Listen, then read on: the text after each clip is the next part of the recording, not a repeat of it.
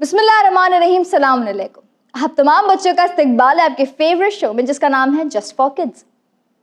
मेरे बच्चों, अगर मैं ये कहूँ कि छोटे से तिनके की अहमियत क्या है तो आप कहेंगे कुछ भी नहीं। लेकिन अगर यही तिनके जमा करके एक ढेर बन जाए तो, अगर मैं ये कहूँ कि वो ढेर एक घर को जला सकते हैं तो जी हाँ, हमारे गुनाह भी कुछ इसी तरह है। आज इस कहानी के जरिए मैं आपको और हमारे बच्चों को सिखाऊंगी कि हमारी जो जाने अनजाने में जो हम गलतियां करते हैं उसे सुधारे कैसे, उन गुनाहों को जो हमें पता ही नहीं कि गुनाह है उन्हें करेक्ट कैसे करें, और कैसे हमारे छोटे छोटे गुनाह जमा होके हमारी एक आदत बन जाते हैं जो आगे जाके हमारे लिए एक अजाब बन जाते हैं। आइए देखते हैं क्या है वो कहानी, कैसे हम सीख हासिल करेंगे और क्या है वो ट्रिक जो मैं आज आपको बताऊंगी। आइए देखते हैं। सलाम अलैकुम। वालेकुम अस्सलाम। मेरे प्यारे बच्चों, अपना नाम बताइए। मेरा नाम मोहम्मद मेहदी भिमानी है। आप बताइए आपका नाम। सैयद मोहम्मद ताउस। आप पहली बार आए हैं जस्ट फॉर किड्स में? यस। कैसा लग रहा है आपको? बहुत अच्छा। आप देखते हैं ये शो? यस। Very good. मेरा नाम मोहम्मद हसन है। आपका नाम? सैयदा हिमानी। मेरा नाम आलिया फातिमा है। मेरा नाम फातिमा भिमानी है। आप तमाम बच्चों का इस्तकबाल है जस्ट फॉर किड्स में। मेरे बच्चों, हम श्योर कि आपको रियलाइज नहीं होता होगा कि छोटी छोटी जो गलतियां आप करते हैं, कभी माँ बाप को जवाब दे दिया, आपको रियलाइज नहीं होता हाँ मैं आ रहा हूँ, हाँ नहीं नहीं मैं नहीं करूँगी ये सब। कभी कभी झूठ बोल देते हैं कि हाँ मैंने टिफिन पूरा खाया, जबकि आप अपने फ्रेंड्स को दे देते हैं। ये छोटी मोटी जो गलतियां हैं, जो झूठ जो गुनाह आप करते हैं, आपको रियलाइज नहीं होता है ना, ये अक्सर ये होता है, जानती हूँ। आज मैं आपको इस कहानी के जरिए बताऊंगी कि कैसे आपकी छोटी छोटी गलतियां आगे जाके बड़ी गलतियां बन सकती हैं और कैसे ये छोटे गुनाह आपकी आदत बन सकती है। और एक ट्रिक भी बताऊंगी मैं आपको कि कैसे ये कहानी के जरिए, सबक के जरिए आप अपने वो जो गलतियां हैं उसको सुधारेंगे ताकि आप बड़ी गलतियां ना करें। जानना चाहोगे? यस।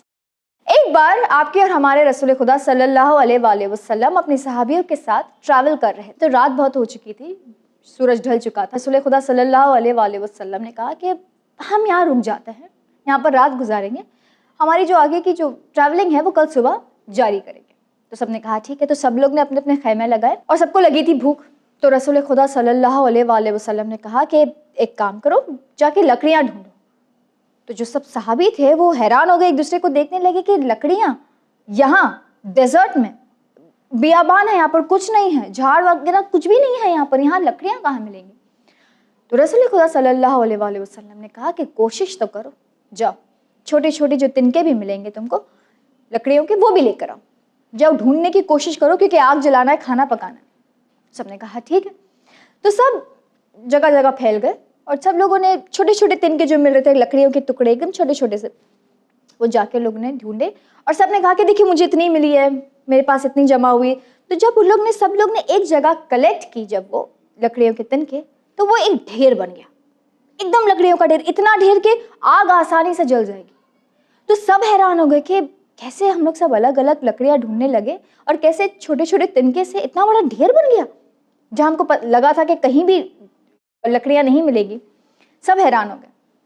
तो रसूल खुदा सल्लल्लाहु अलैहि वसल्लम ने एक बहुत ही प्यारी बात कही, एक ऐसा सबक हमें बताया है जो ता क़यामत सबके लिए, एक हर जनरेशन के लिए एक बहुत बड़ा सबक है।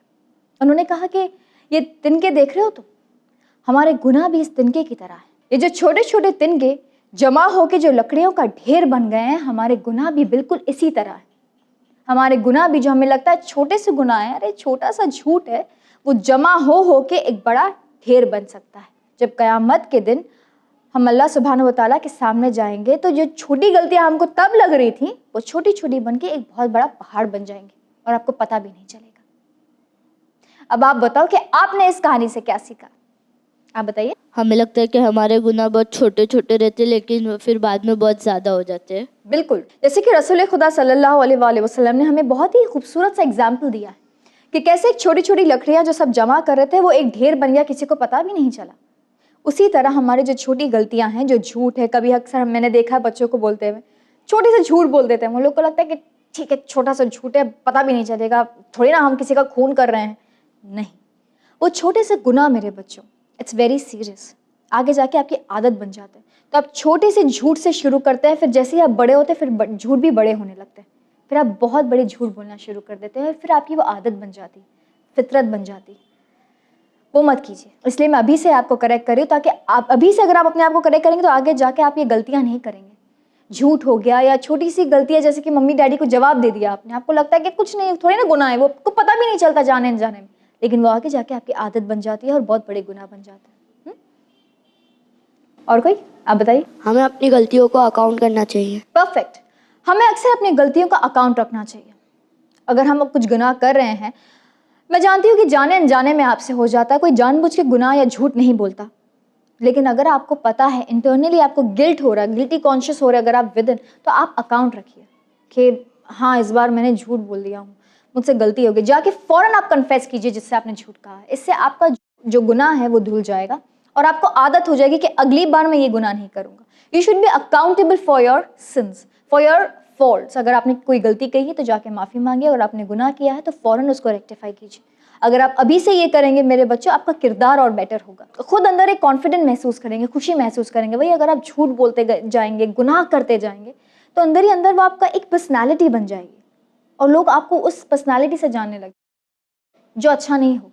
इसलिए अपने गुनाह का अकाउंट रखना बहुत ज़रूरी है, ताकि आप उसको रेक्टिफाई करें और अगली बार वो गुनाह नहीं करें। Very good. और कोई आप बताइए। हमारे छोटे गुनाह कब बड़े हो जाते हैं हमें पता ही नहीं चलता। एब्सोल्युटली। जैसे कि इस कहानी में हमने सीखा कि कैसे छोटे छोटे तिनके, जो लोगों को लग रहा था कि छोटे से तिनके कहाँ आग लगाएंगे, कहाँ हमको इस डेजर्ट में एक झाड़ मिलेगा या एक तिनका भी मिलेगा, लोगों को लग रहा था, लेकिन वही तिनका जब जो लोगों ने अपने आप से जमा किया अलग अलग जगहों से, तो वो एक ढेर बन गया। ऐसे ही अगर हम अपने गुनाह को नहीं देखेंगे तो धीरे धीरे वो गुनाह एक पहाड़ बन जाएगा, और फिर उसको टैकल करने के लिए क़यामत के दिन हमारे लिए इतनी हिम्मत नहीं होगी कि उन गुनाहों को हम जस्टिफाई कर सकें। अभी से ही मैं आपको सिखाना चाहती हूँ कि जब आप बड़े हों तो ये गुनाह ना करें, ये गलतियाँ ना करें। यही हमारा मकसद है जस्ट फॉर किड्स का, कि हम अभी से ही आपको रेक्टिफाई करें, अभी से ही आपको करेक्ट करें और आपको सुधारें अपनी गलतियों के लिए, अपने गुनाह के लिए, ताकि आपका किरदार और बेटर हो सके। और कोई। हमें अपने गुनाह थोड़े थोड़े करके कलेक्ट नहीं करना चाहिए। जी हाँ, हमें जो गुनाह हमको लगते हैं कि जाने अनजाने में, जैसे कि मैंने कहा कि हम करते हैं, पता ही नहीं चलता कि कब हम करते हैं, हमें रियलाइज़ ही नहीं होता, लेकिन थोड़ा थोड़ा करके जब हम बोलते ठीक है अगली बार मैं नहीं करूँगा, अगली बार मैं झूठ नहीं बोलूँगा, अगली बार मैं जवाब नहीं दूंगी, नहीं, वो अगली बार अभी से ही करेक्ट कीजिए। छोटे छोटे गुनाह हम कलेक्ट करके बड़े गुनाह हो जाते हैं, जैसे कि मैंने कहा वो हमारी फितरत हो जाती है। मैं आपको एक ट्रिक बताती हूँ। जब भी आपको लगे, फॉर एग्जाम्पल अगर आप अनजाने में गुनाह कर रहे हैं, किसी का दिल दुखा रहे हैं, वो आपको अंदर से अनकॉन्शियसली आपको पता चलेगा कि आप गलत कर रहे हो, फ़ौरन रेक्टिफाई कीजिए, और उसके बाद जिसका आपने दिल दुखाया है, या जिससे आपने झूठ बोला है, या जिससे आपने चीटिंग की है, फ़ौरन उसको जाके सॉरी बोलिए, अपोलोजाइज़ कीजिए। ट्रस्ट में ये ट्रिक हमेशा काम आता है, अगली बार आप ये गुनाह नहीं करेंगे। Try it. अगर आपने किसी का दिल दुखाया है तो फ़ौरन जाके माफ़ी मांगिए, अगली बार आपको अंदर से हल्का महसूस होगा और आप अगली बार ये गलती नहीं करेंगे। कुछ भी अगर आप गुनाह करते हैं, माँ बाप को जवाब देते हैं, जाके माँ बाप से सॉरी, माफ़ी मांग लीजिए, ताकि आपका किरदार बेटर हो सके, आप एक अच्छे इंसान बन सके, और अगली बार आप खुद ये गलती नहीं करेंगे कि ये सोच के कि ऐसी गलती करना ही क्यों जैसे सॉरी बोलना पड़े। इट्स अ ट्रिक, ट्राई कीजिए, ये काम आता है। तो अगली बार जब भी आप गुनाह करें उसको फ़ौरन रेक्टिफाई कीजिए, और छोटे छोटे गुनाह जमा होकर बड़े गुनाह बनते हैं, वो गलती मत कीजिए। ठीक है, ये याद रखना, ये कहानी आप हमेशा याद रखना। जब भी आप गुनाह करेंगे तो गुनाह करना नहीं है, लेकिन जब भी आप करने जाए, अटेम्प्ट करने जाए, ये आपको कहानी याद होनी चाहिए। ठीक है, तो देखा नाजरीन, जैसे कि मैंने कहा था कि आज की कहानी के सबक से मैं अपने बच्चों को ये सिखाऊंगी कि कैसे जाने अनजाने में जो वो छोटी सी गलती करते हैं, वो कब वो गलती, वो गुनाह बड़ा बन जाता है, उनको पता ही नहीं चलता। इसीलिए आज मैंने एक ट्रिक बताई है अपने बच्चों को, आजमा के देखिए, काम करता है, इट रियली वर्क्स। कभी भी आप कोई गुनाह करें या गलती करें तो अंदर से आपकी एक आवाज़ निकलेगी, उसको फ़ौरन रेक्टिफाई कीजिए, ताकि आपके छोटा सा गुनाह आगे जाके आपकी आदत या फितरत ना बने। मुझे दीजिए इजाज़त। उम्मीद करती हूँ कि आज की कहानी आपको बेहद पसंद आई होगी। अब हम बढ़ते हैं हमारे अगले सेगमेंट की ओर, जहाँ मासूम करेगी हमारे बच्चों से कुछ इंटरेस्टिंग सवाल जवाब। आइए देखते डिड यू नो में क्या है खास।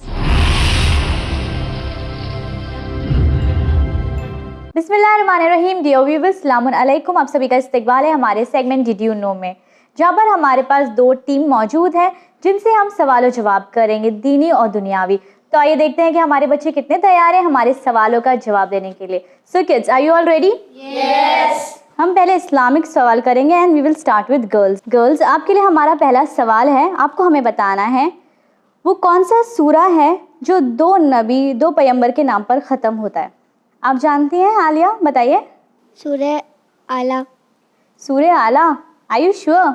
यस पता है आपको? Yes is it? Yes. Yes, you are right, it is सूर्य आला। कौन सा सूरा नंबर है जानती हैं आप? नहीं। इट इज 87 सूरा ऑफ द होली कुरान। और वो कौन से 2 नबी है जिनके नाम पे ख़त्म होता है? जी फातिमा, आप जानती है, बताइए। जनाब इब्राहिम और जनाब मूसा। अलैहिस्सलाम, जनाब इब्राहिम अलैहिस्सलाम और जनाब मूसा अलैहिस्सलाम, ये दोनों नबी के नाम पे ख़त्म होता है ये सूरा। ओके, वेरी गुड, माशाल्लाह, वेरी गुड आलिया। हमारा अगला सवाल बॉयज़ आपसे है। आपको हमें ये बताना है कि वो कौन सी आयत है जिसमें जनाब फ़ातिमा ज़हरा सलामुल्लाह अलैहा और हज़रत अली अलैहिस्सलाम का जिक्र एक साथ आया है। वो कौन सी आयत है, नॉट सूरा, आयत आपको बतानी है हमें, आयत नंबर। आयत नंबर 19। जी, you are right Mohammad Mehdi, it is 19th, आयत नंबर इज़ 19, बट विच सूरा? हिंट। ये वो सूरा है जिसे ब्राइड ऑफ होली कुरान कहा जाता है, यानी कि कुरान मजीद की दुल्हन कहा जाता है। विच इज़ दैट सूरा? आप जानते हैं, बताइए। सूर्य रहमान। यस, सूर्य रहमान, एंड आयत number is 19। Very good boys, माशाल्लाह, यू आर राइट। चलिए अब बढ़ते हैं हमारे अगले सवाल की तरफ, जो कि गर्ल्स आपसे है। आपको हमें बताना है किस नबी का नाम सबसे ज़्यादा कुरान मजीद में आया है। It is the most mentioned profit in the Holi Quran. ये वो नबी है जिनको कलीमुल्लाह भी कहा जाता है, यानी कि वन हु टॉक्स विद अल्लाह।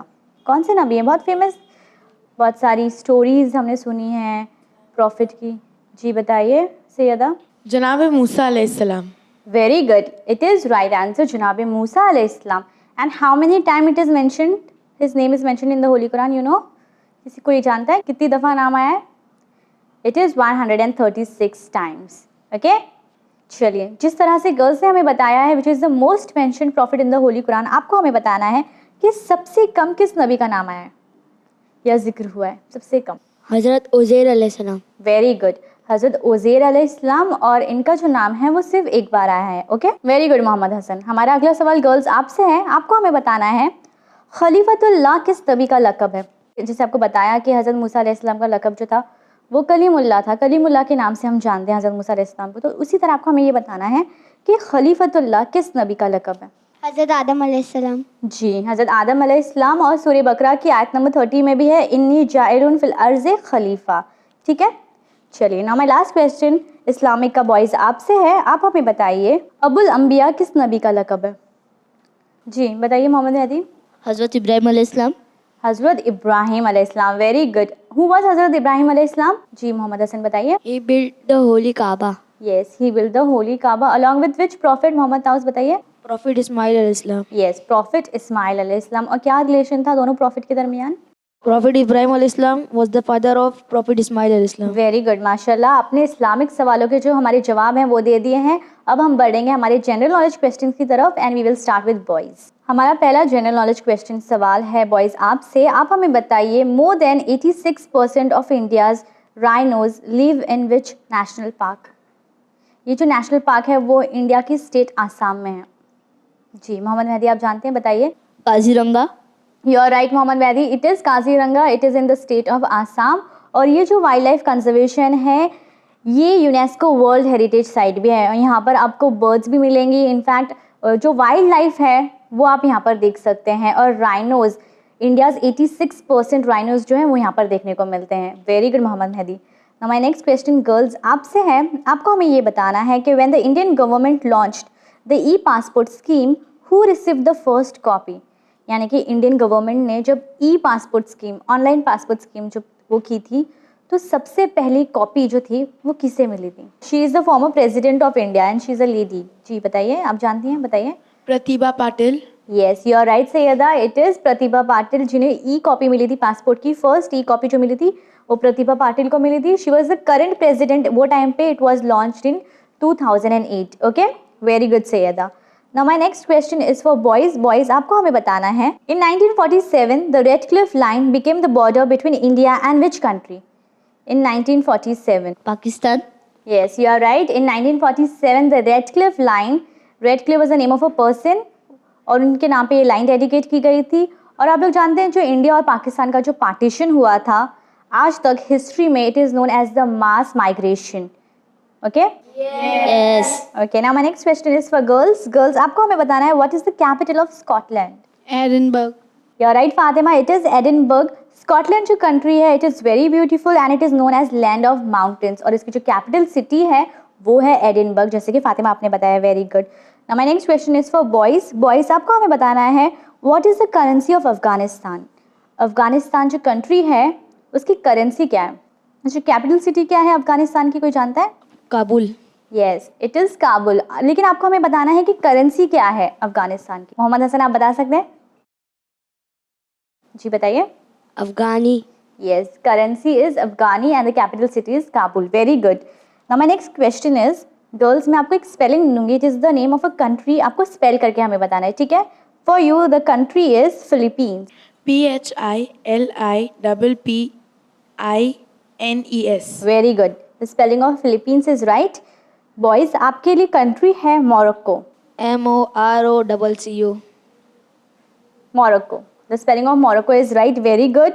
अब दोनों टीम्स ने हमें राइट आंसर किए हैं, लेकिन जो हमारी विनिंग टीम है, जो हमारी genius team of the week है, वो है बॉयज़ आप।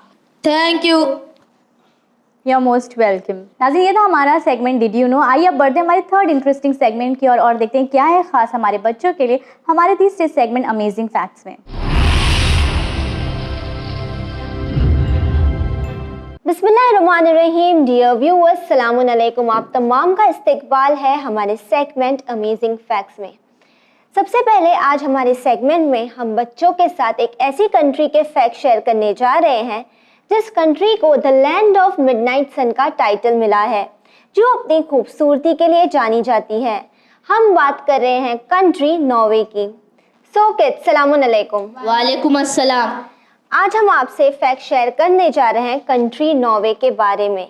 ये एक ऐसी कंट्री है जिसे टाइटल मिला है द लैंड ऑफ मिडनाइट सन का। आप कुछ पूछना चाहते हैं मेहदी? इसे ये टाइटल क्यों मिला है? Very good question. आप लोग जानना चाहते हैं कि नॉर्वे को द लैंड ऑफ मिडनाइट सन का टाइटल क्यों मिला है? यस। अगर हम बात कर रहे हैं नॉर्वे की और हम डालें यहाँ की क्लाइमेट पर नज़र, स्पेशली समर्स पर नज़र, तो नॉर्वे में तकरीबन 20 घंटों के लिए मई से जुलाई में सनलाइट रहती है। या नहीं, यहाँ पे नॉर्दर्न आर्टिक सर्कल में सन कभी भी पूरी तरह सेट नहीं होता। साथ ही साथ अगर हम बात करें विंटर्स की, तो विंटर्स में आपको यहाँ सन ज़्यादा देखने नहीं मिलेगा और यहाँ ज़्यादातर अंधेरा रहता है। वहीं जैसे हम बात कर रहे हैं समर्स की, from the month of May and to July, यहाँ पर सन तकरीबन 20 आवर्स के लिए रहता है। ओके?